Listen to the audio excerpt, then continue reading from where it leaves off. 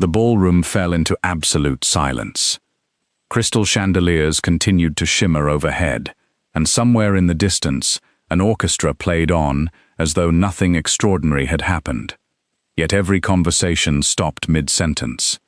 Every camera slowly turned toward the center of the Grand Monarch Ballroom. A world-famous supermodel stood frozen, with her champagne glass suspended inches from her lips. The daughter of a billionaire hotel magnate lowered the hand she had been extending toward the most feared man in the room.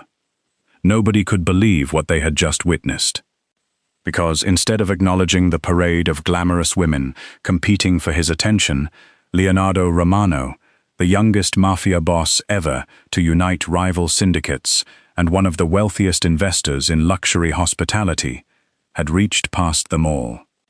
His hand settled firmly around the waist of a curvy hotel coordinator, hurrying past his table with an event clipboard tucked against her chest. She gasped. "Sir, what are you doing?" Before anyone reacted, he lifted her effortlessly onto his lap.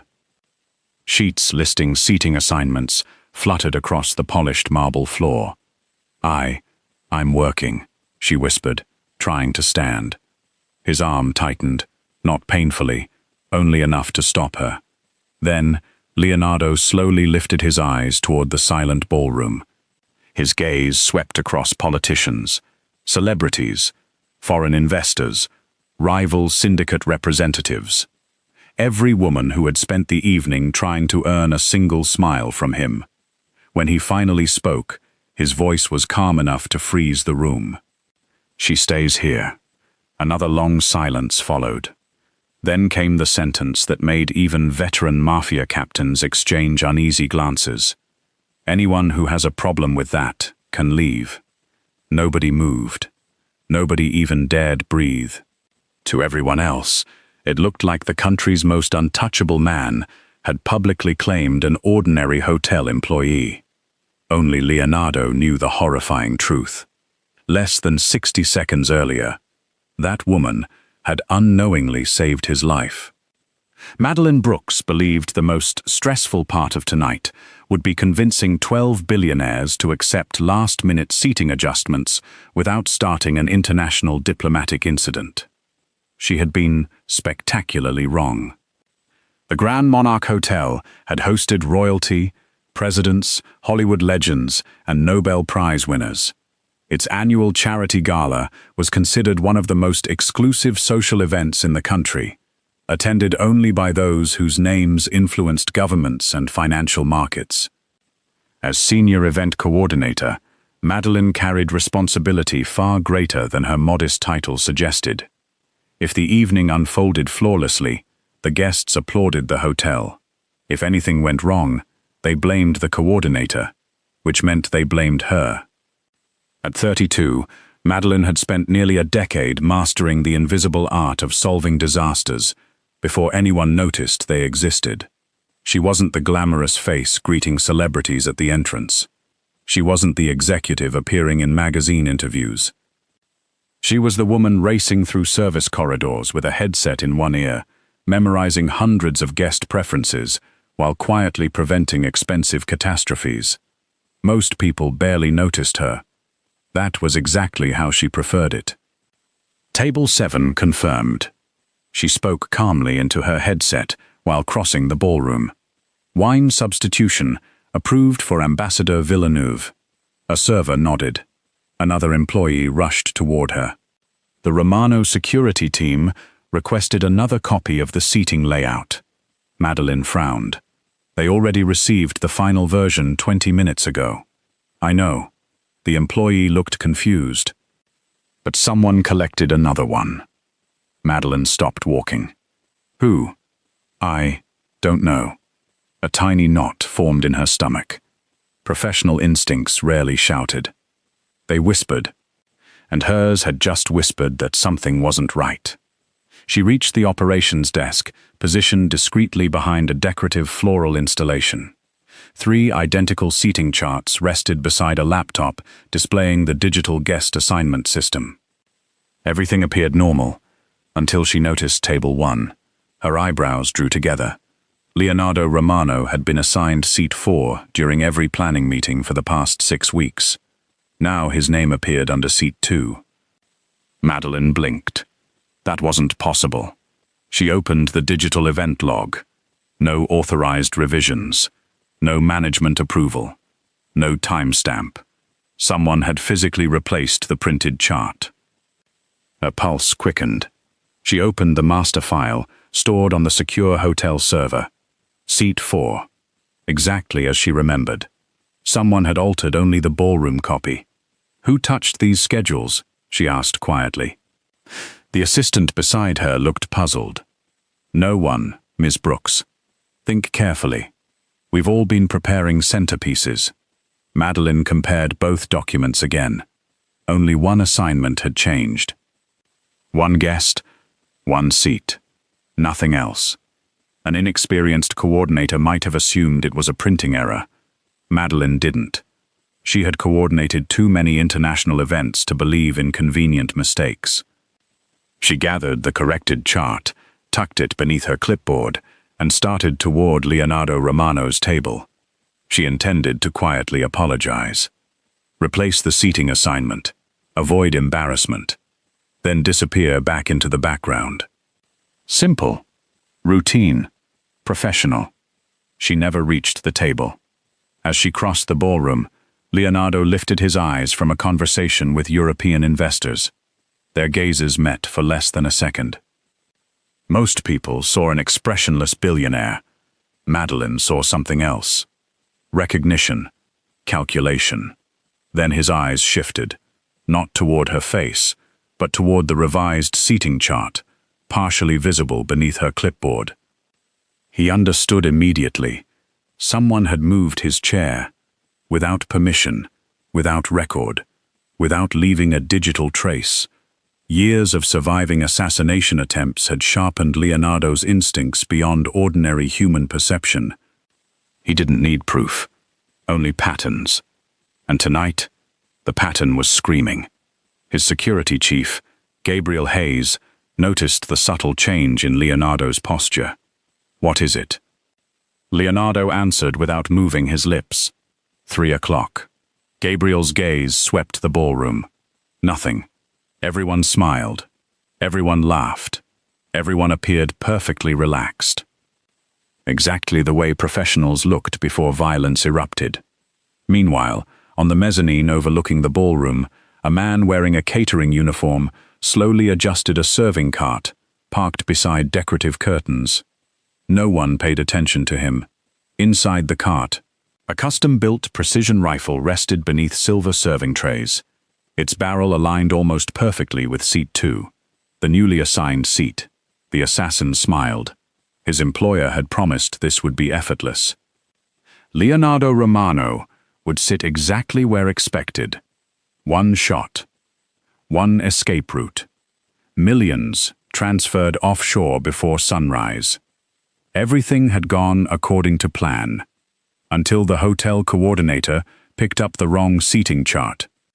Down below, Madeline continued weaving through elegantly dressed guests, completely unaware that she had stepped into the center of a deadly conspiracy. She reached Leonardo's table. "Mr. Romano," she said politely. "I believe there's been a printing mistake." She extended the corrected chart. Leonardo didn't look at the paper. Instead, his eyes lifted briefly toward the mezzanine, only for half a heartbeat. It was enough. He saw the almost invisible reflection of polished rifle glass hidden behind the serving cart. Confirmation. Seat 2 wasn't a mistake. It was a target. Madeline had unknowingly prevented him from walking directly into a sniper's crosshairs.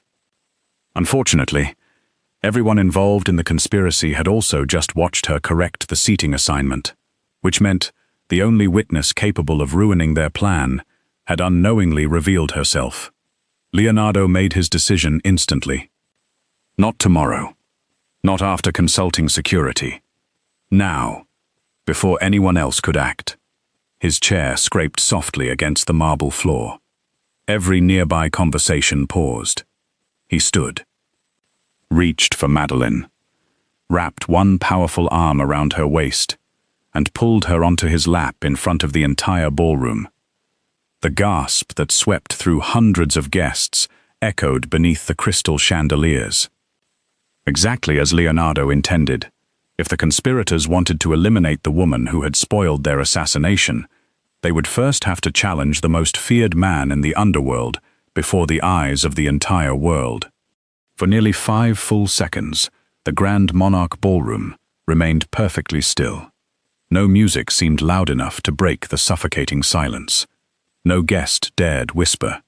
Leonardo Romano continued sitting calmly, with Madeline resting awkwardly on his lap, one protective arm still around her waist. His expression never changed, as though nothing unusual had happened. Madeline, however, felt as though the entire room had caught fire. Heat rushed into her cheeks. Every instinct told her to stand. Every year of professional training screamed that this was a catastrophic breach of protocol. "Mr. Romano," she whispered carefully, "I really need to get back to work."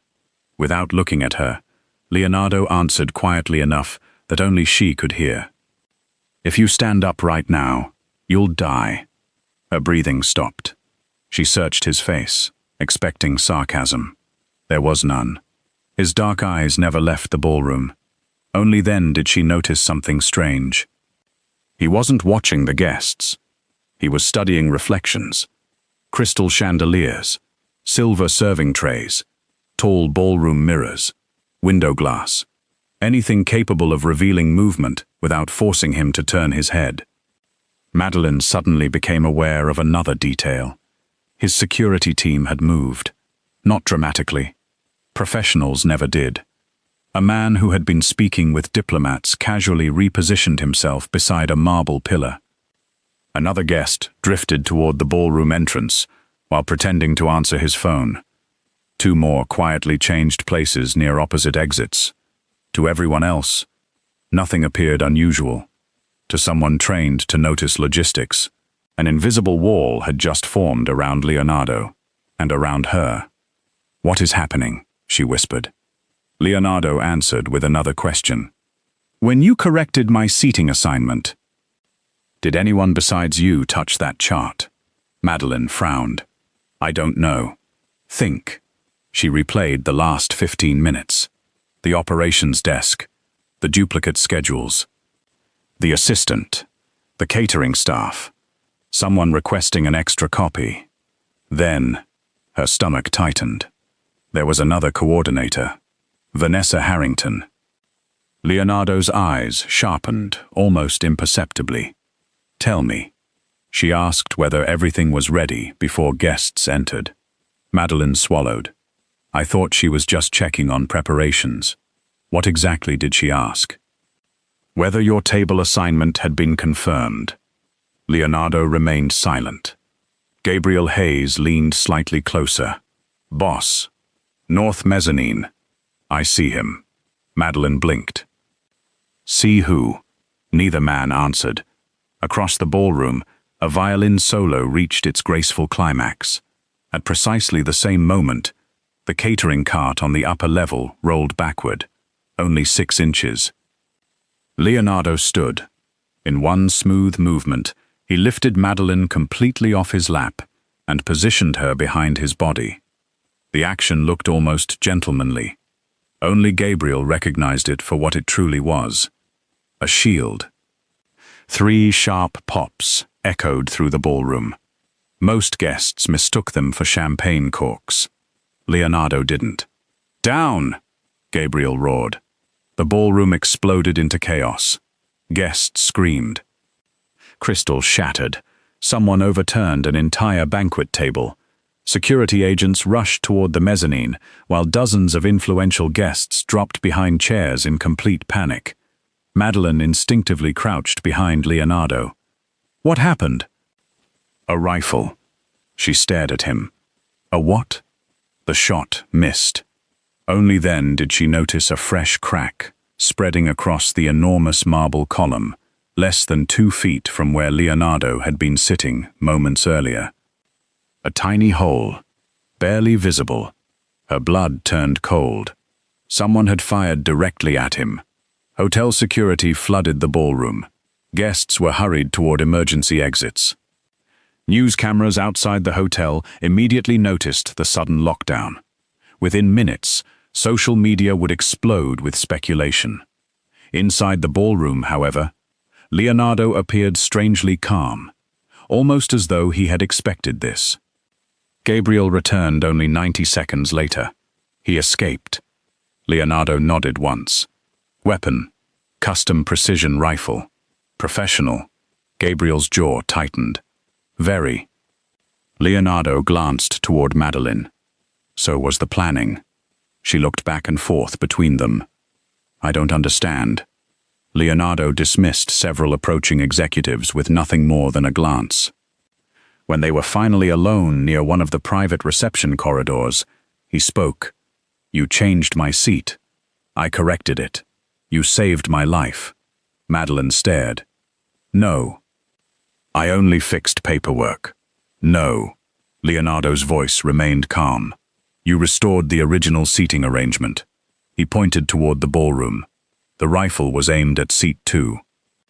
Her face lost all color. But I was originally assigned seat 4. You were. I saw the printed chart. It had been altered. Her heartbeat became painfully loud. Every conversation from the last hour replayed inside her head. Someone requesting another seating chart. The unauthorized printout. Vanessa asking about Leonardo's table. The missing approval record. Her knees suddenly felt weak. Leonardo gently steadied her elbow before she lost balance. She pulled away immediately, embarrassed. I'm sorry. For what? She looked down. I'm making this worse.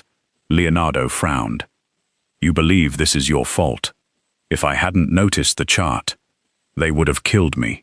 She looked up. I mean, if I hadn't changed it, they wouldn't know who I was. Silence. Then Leonardo spoke with absolute certainty. No. They planned to murder me. They chose to expose themselves. You chose to save a stranger. Those are not the same thing. His words settled somewhere deep inside her. No one had defended her so completely before. Not supervisors. Not former relationships. Not even herself. For years, Madeline had developed the habit of assuming responsibility for everything that went wrong.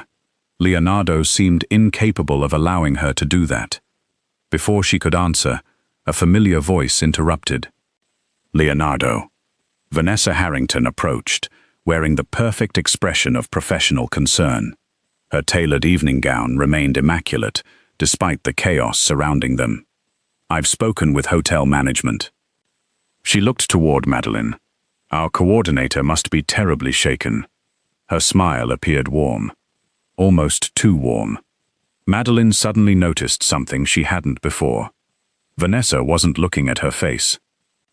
She was studying whether she still held the corrected seating chart, the chart that had disappeared during the evacuation. Vanessa asked casually, "Did you happen to keep the paperwork?" Madeline hesitated. No. I must have dropped it. For the briefest instant, something flickered inside Vanessa's eyes. Disappointment. Only for half a second. Then the pleasant smile returned. That's unfortunate. Leonardo noticed it too. So did Gabriel. Neither man reacted. Vanessa excused herself gracefully and disappeared into the crowd of executives coordinating emergency procedures.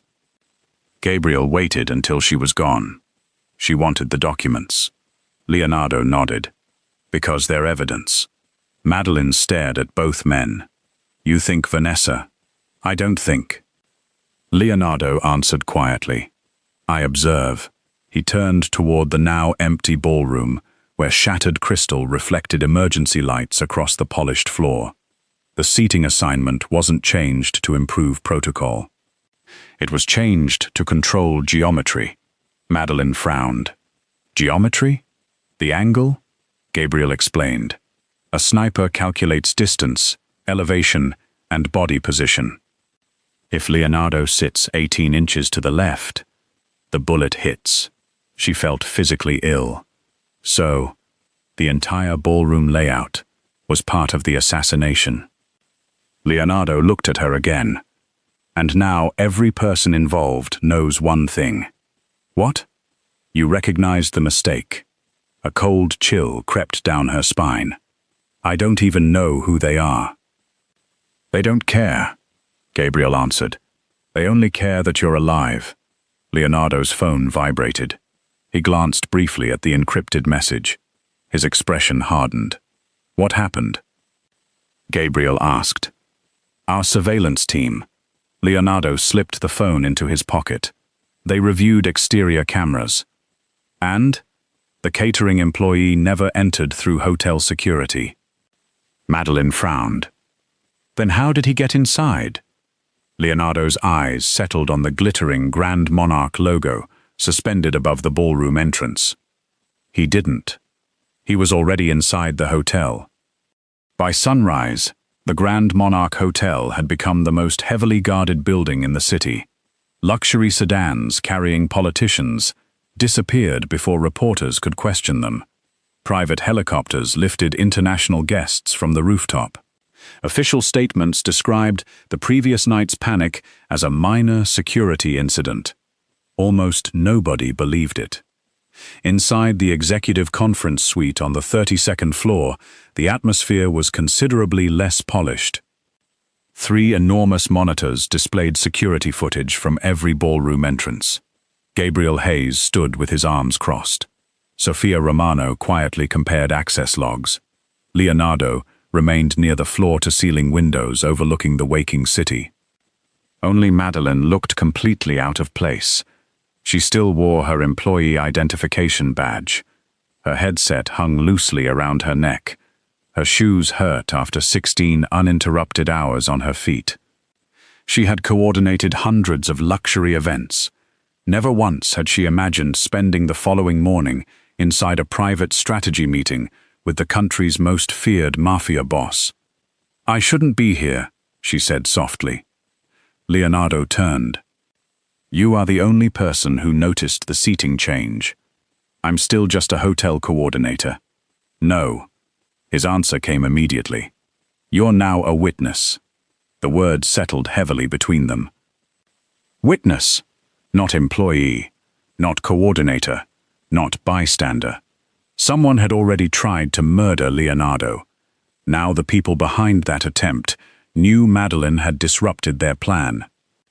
Whether she cooperated or not no longer mattered. She had become part of the game. Sophia broke the silence. We've reviewed every electronic access record. She touched the monitor.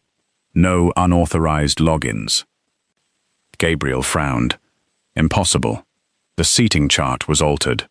It was. Sophia enlarged another screen, but not digitally. Madeline stepped closer. What am I looking at? The original file.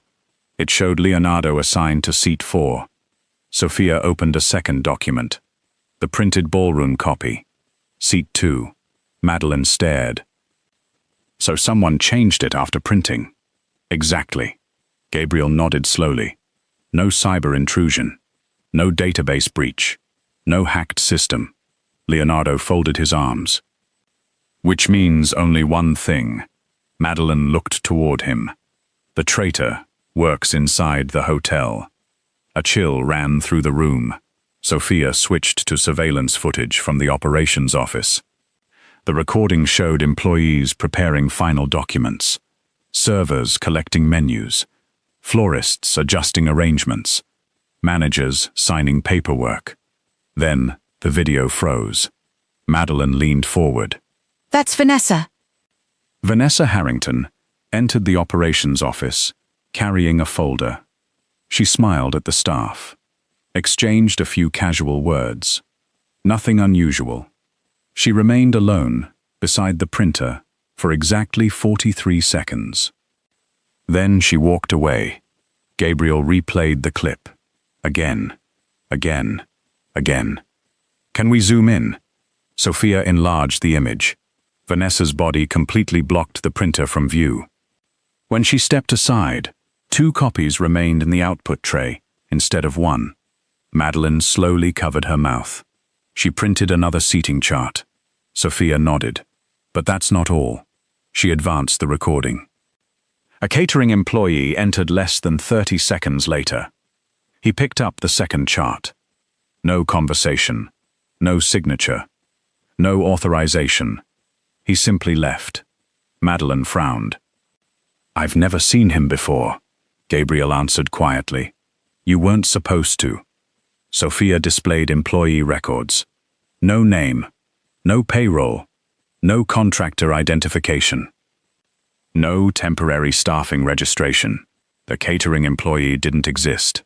Madeline felt her pulse accelerate. He walked straight through security, because someone inside approved him. Leonardo finished. The room became silent again. Madeline suddenly remembered something. She looked toward Sophia. "Can you rewind another minute?" Sophia did. Madeline watched carefully.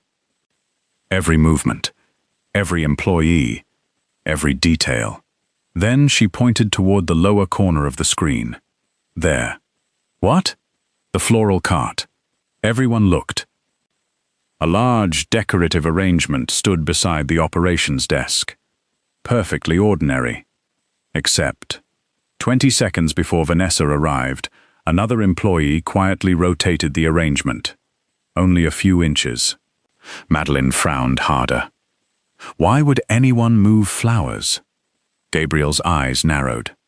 They weren't moving flowers. Sophia immediately switched camera angles. The second camera revealed what the first could not.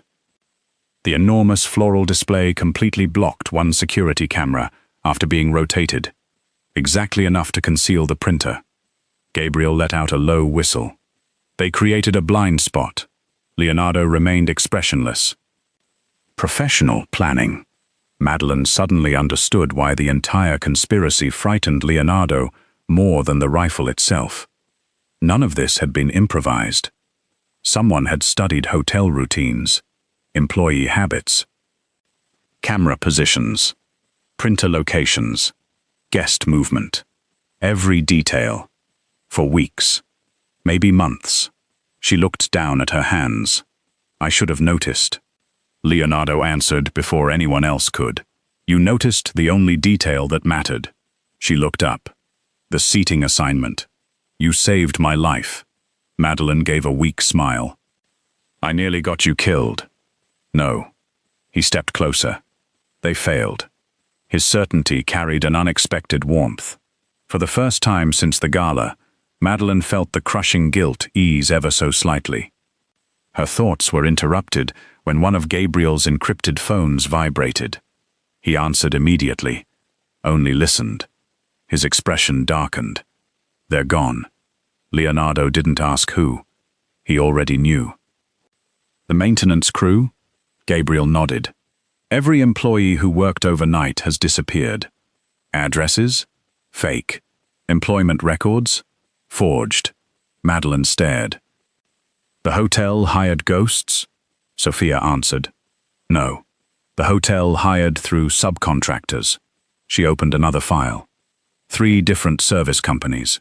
Gabriel leaned closer. "Who owns them?" Sophia typed rapidly. Her fingers suddenly stopped. For the first time, all morning, she looked genuinely surprised. They all trace back to one investment holding company. Leonardo spoke quietly. "Name: Silver Crest Hospitality Solutions." Madeline blinked. "I've heard of them." Everyone looked toward her. "They handle temporary staffing for luxury hotels."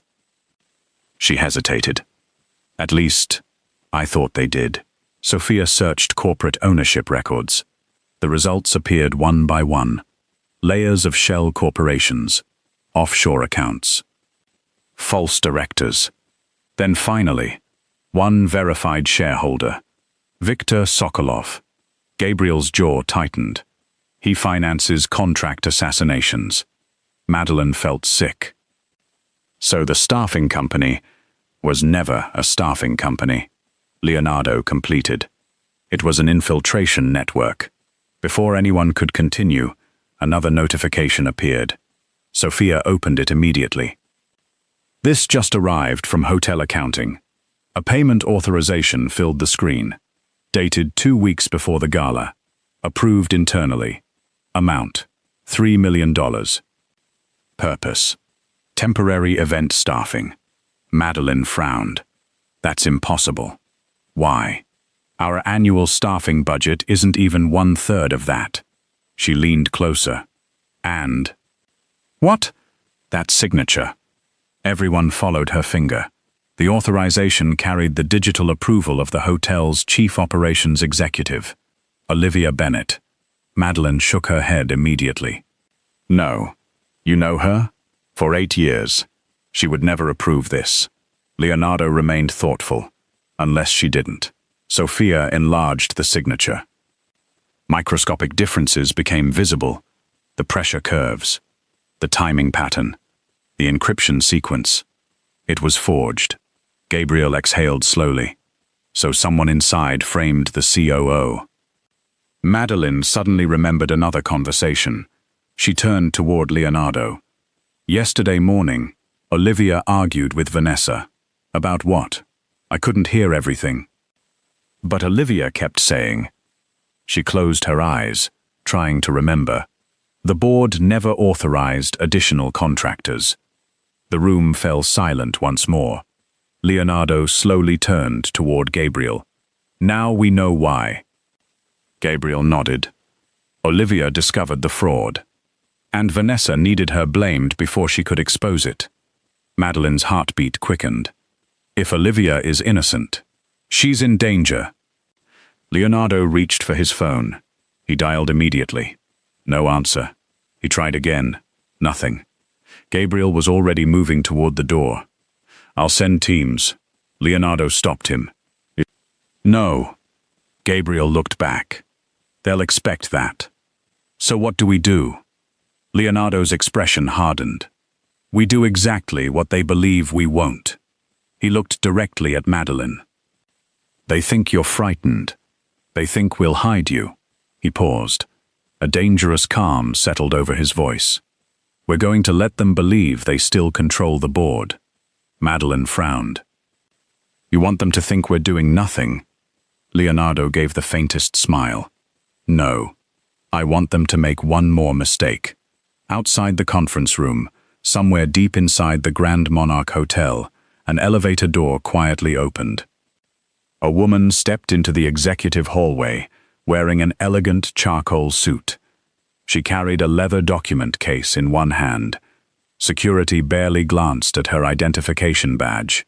After all, she was one of the hotel's senior executives. Vanessa Harrington smiled politely as she walked toward Olivia Bennett's office. Inside the leather case rested a suppressed pistol and a forged resignation letter waiting for a dead woman to sign. 3 weeks later, the Grand Monarch Hotel announced another international charity gala. The headlines praised the hotel's resilience. Television commentators called it a symbol of confidence after the previous security scare. Financial networks celebrated Leonardo Romano's decision to attend, despite the assassination attempt. Only a handful of people knew the truth. The gala had never been about charity. It was bait. And Leonardo intended to catch everyone who believed they had escaped.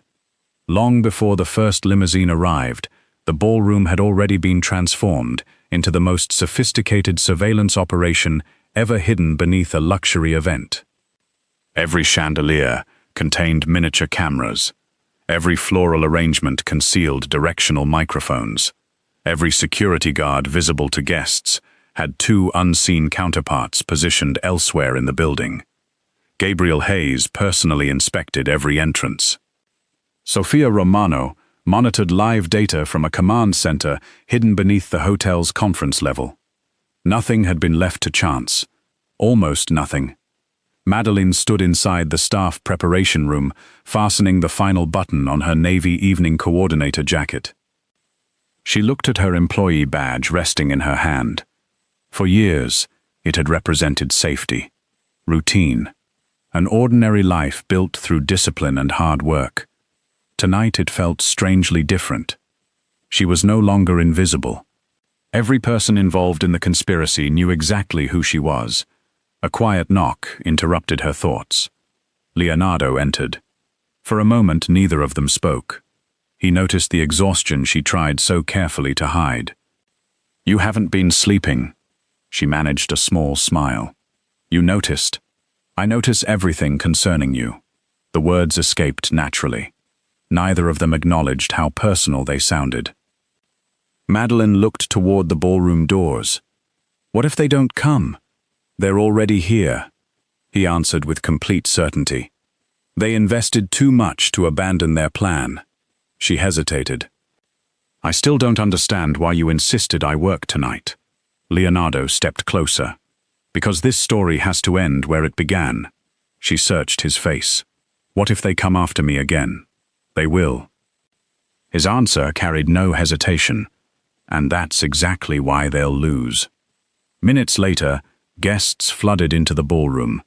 World leaders, technology billionaires, royal families, Hollywood celebrities. Everything looked almost identical to the previous gala. Even Leonardo occupied the same table.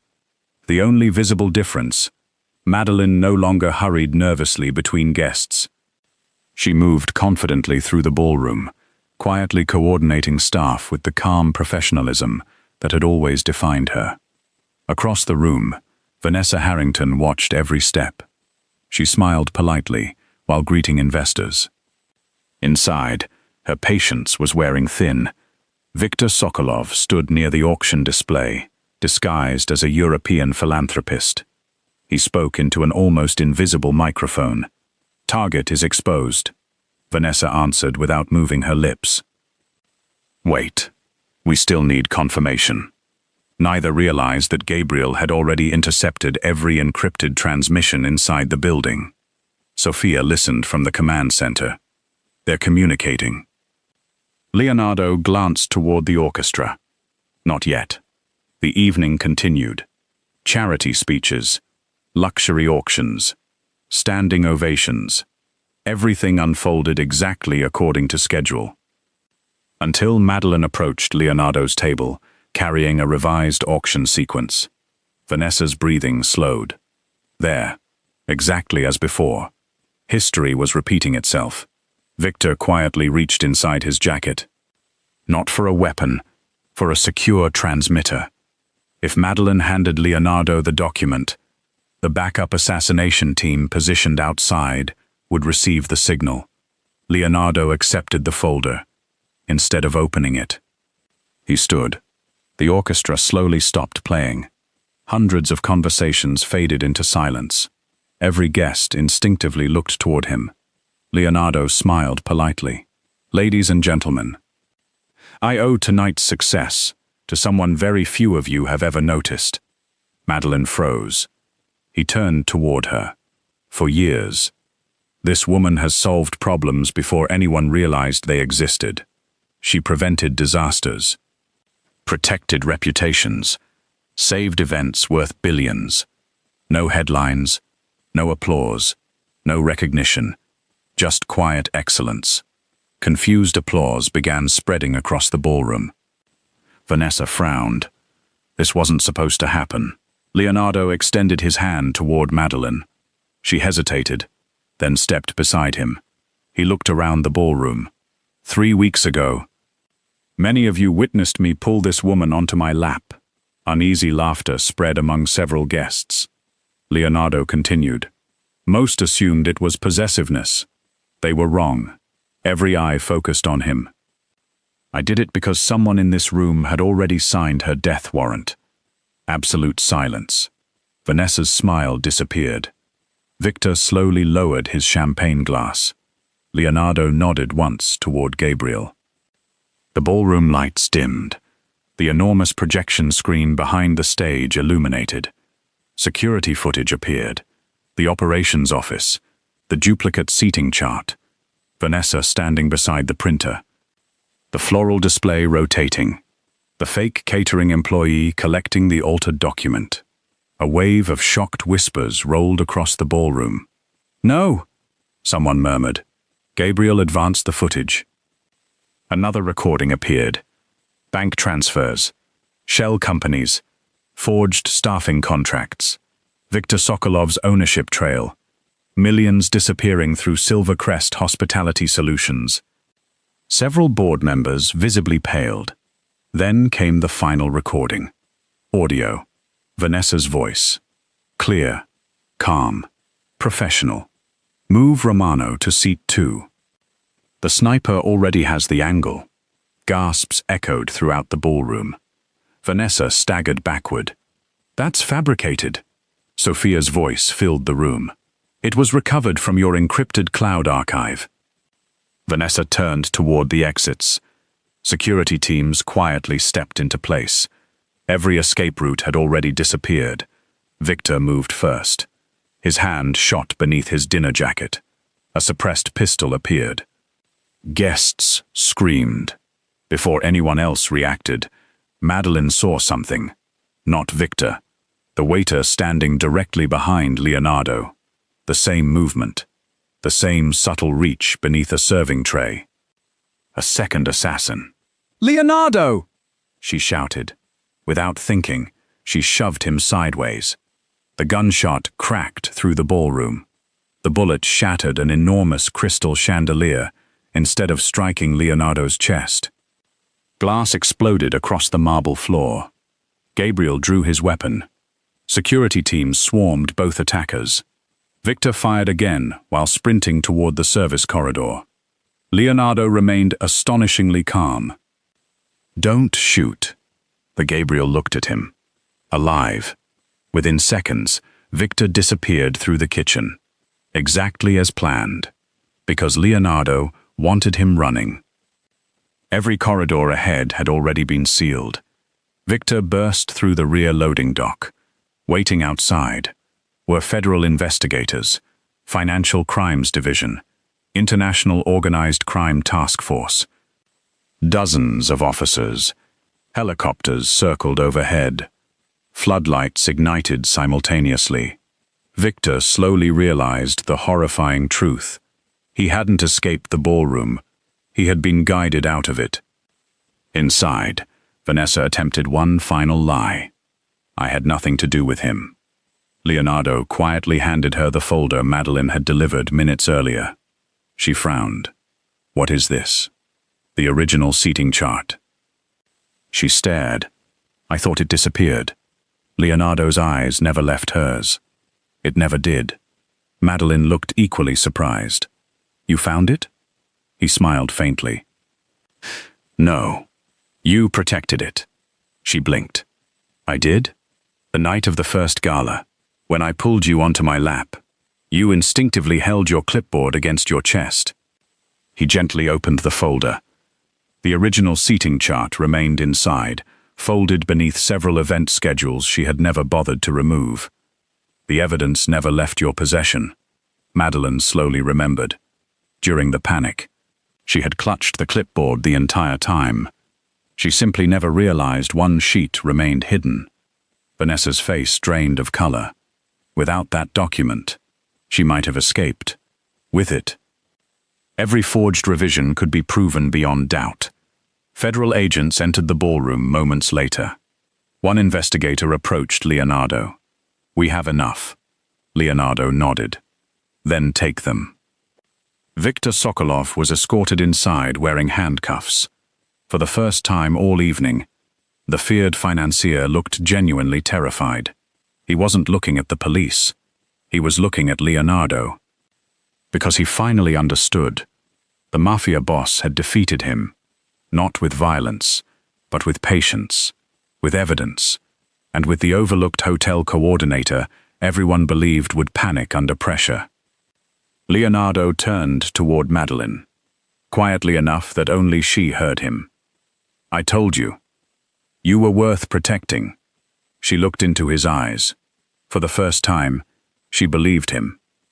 6 months later, the Grand Monarch Ballroom glowed beneath the same crystal chandeliers that had once reflected fear, panic, and shattered glass.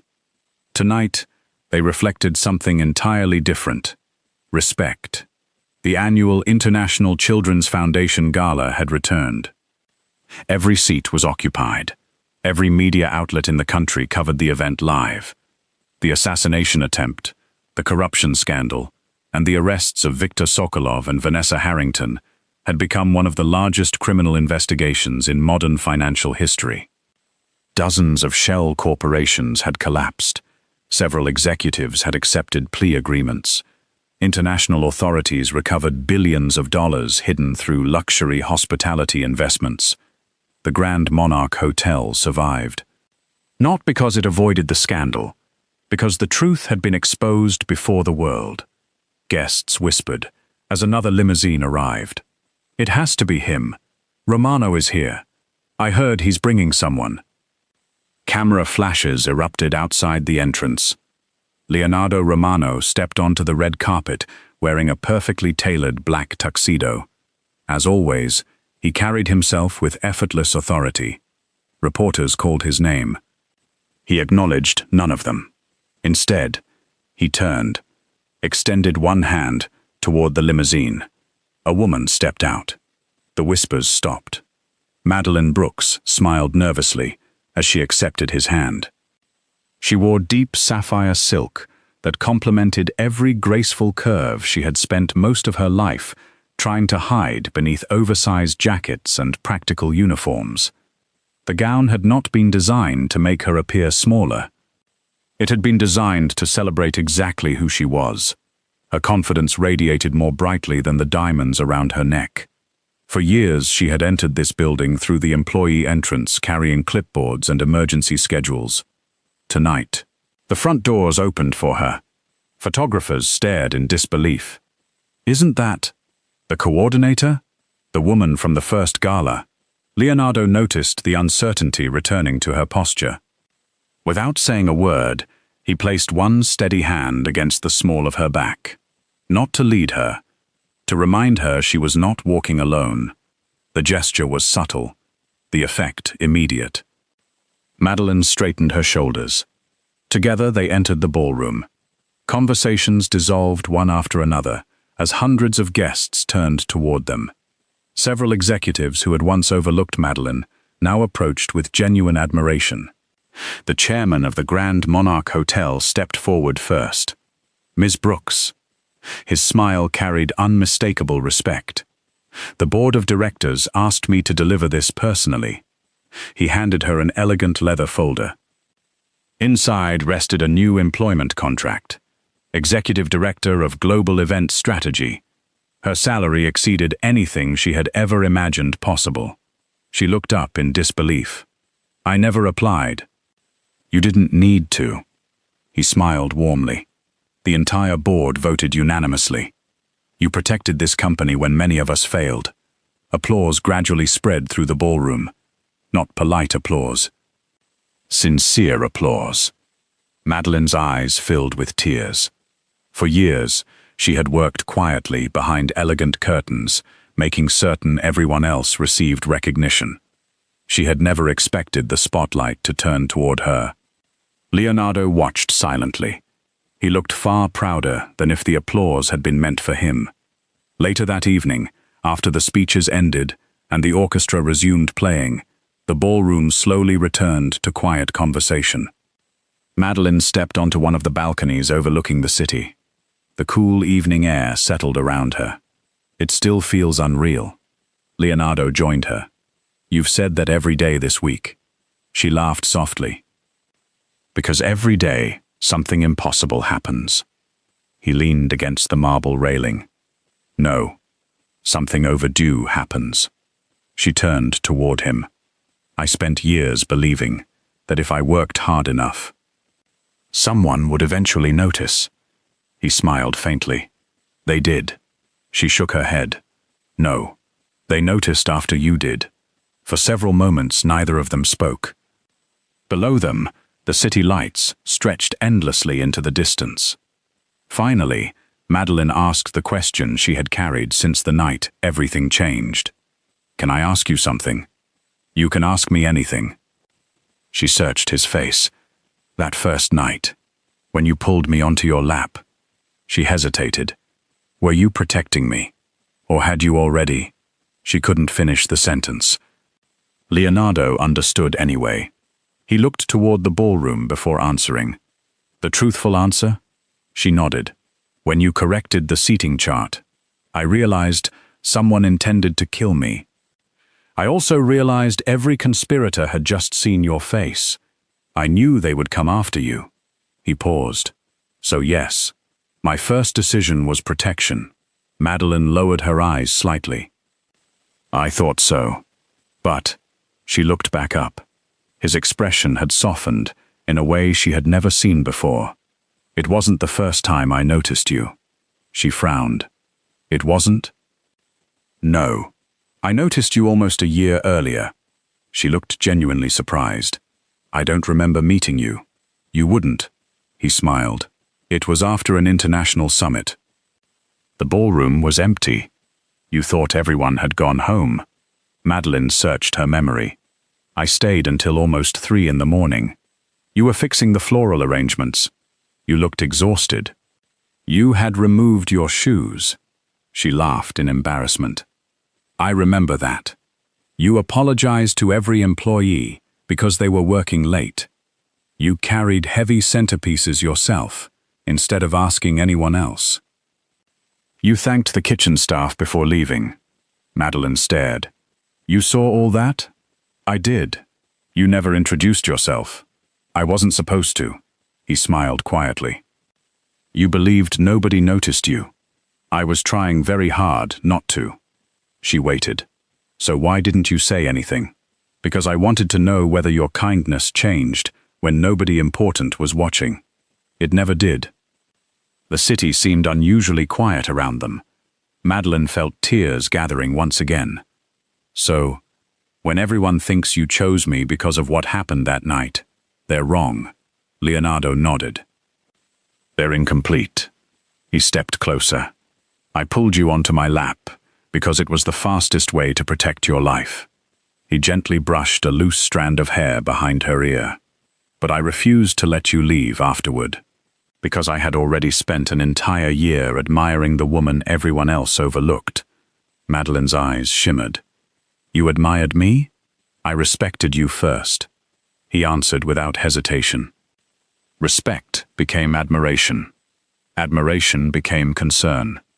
And somewhere between watching you save my life and watching you refuse to take credit for it, I fell in love.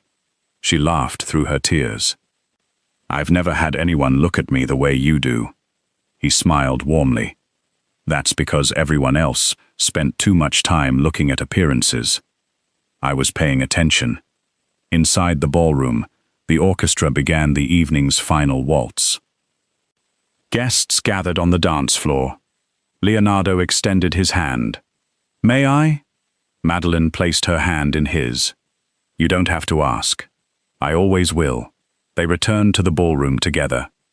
Months earlier, those same guests had watched Leonardo pull an unknown hotel coordinator onto his lap in stunned silence. Tonight, they watched the same woman cross the dance floor beside him with complete confidence. No whispers questioned why she belonged there. No curious glances measured her appearance. No one underestimated her anymore, because every influential person in the room already knew what Leonardo Romano had recognized long before anyone else. The most valuable people are rarely the loudest. The strongest are not always the most celebrated. And the woman everyone once overlooked had quietly become the one person powerful enough to change the course of an empire. As the music faded and the applause filled the ballroom one final time, Leonardo leaned close enough for only Madeline to hear. I told you that night. She stays here. He smiled. I wasn't